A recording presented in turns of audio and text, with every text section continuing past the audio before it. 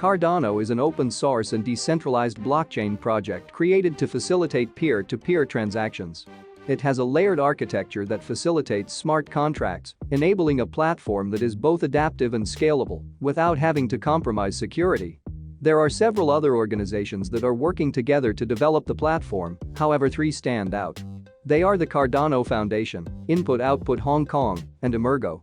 Bitcoin is the biggest cryptocurrency in terms of market capitalization. It was launched in 2009 and has remained on top of every other altcoin ever since. And while it has been touted as the ultimate store of value and hard currency, it lacks customer support.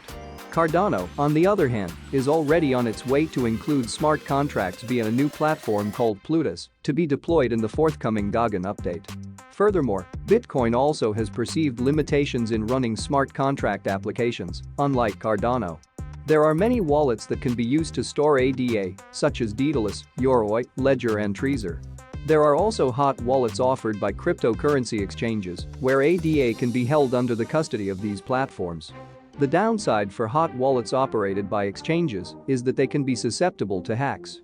This is why it is advised to keep your ADA in your own wallet. ADA dedicated wallets like Daedalus and Yoroi feature some extra benefits to holders as well. Cardano has had an explosive start to 2021 after a long bear market and has found itself at a new all-time high. However, a bearish wedge has formed, suggesting a retest of lows or potentially some consolidation before another push to new highs. The high for 2021 probably isn't already in, however, and could go to $2 or more in 2021.